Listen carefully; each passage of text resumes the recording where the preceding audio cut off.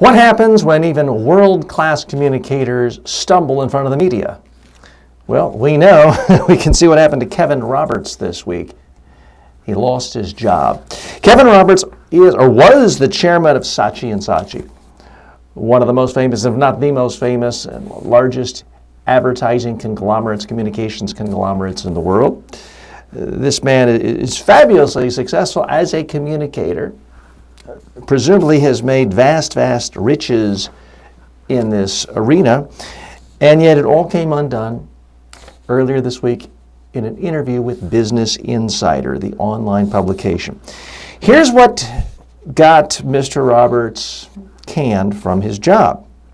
He was asked to talk about the controversy of gender diversity within the advertising world, and said that it just something was not in my view. Basically, it's not something I think about. So that was one quote that got him into trouble. Then he was asked to respond to Cindy Gallop, a well-known industry insider in the advertising world, who's talked about the problem of sexual harassment of women in the media and advertising industry. He said, quote, "I think she's got a problem, or she's got problems that are of her own making. I think she's making up a lot of the stuff to create a profile and to take applause and to get a soapbox." Well, that didn't go over well. Cindy Gallop then asked her supporters all over the world to send tweets to Mr. Roberts saying that they're not making it up. It is a real problem. Another quote that got him into trouble, he says he doesn't spend, quote, any time on supposed gender issues. Any time is an absolute. That's a quote. That's a quotable element. He should have known in advance that would be quoted. Now, if you're the chairman of a huge, huge organization that's known as the leader in your industry, and you're asked about a problem that is of concern to a lot, maybe half the world, to say you don't spend any time now makes it look like you're amazingly crass and uncaring. Then he's quoted as saying that it's way worse, end of quote, in sectors like financial services where there are problems left, right, and center. Now, he actually is probably right in that regard. In my experience, the finance industry is a more sexist place than the advertising world, but nobody cares what my thoughts are on that.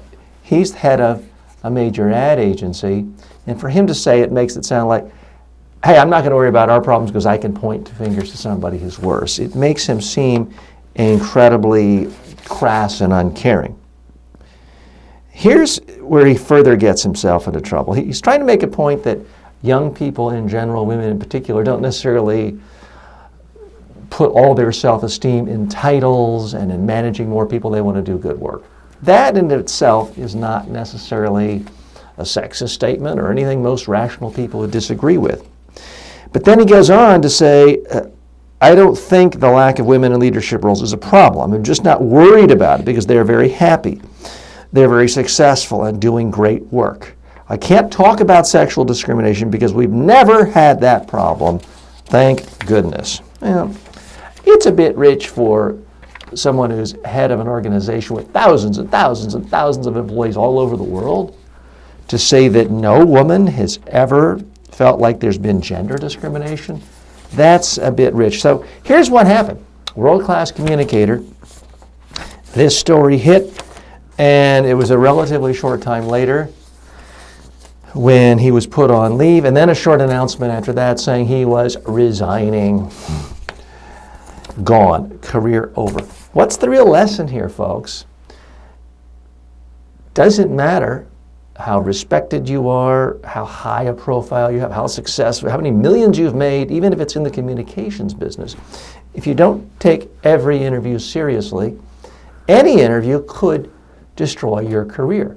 The stakes are much higher when you're a part of a huge, huge international organization, part of a publicly traded company, and you have stockholders, shareholders, vendors, thousands of employees who can easily be upset.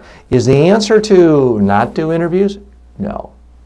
The answer is to give thought, real thought to your messages, and to understand what's quotable and what isn't quotable, and to actually rehearse. Now, Mr. Roberts is not a client of mine, so I can't speak for him, but I would have to assume there's no way he rehearsed an interview like that. It just goes to show you can be 10 years old, never having done an interview in your life, and do a great job if you prepare. You can be 65 years old, have made tens of millions of dollars as a professional communicator, but if you don't prepare and you have bad sound bites off message, you can destroy your career.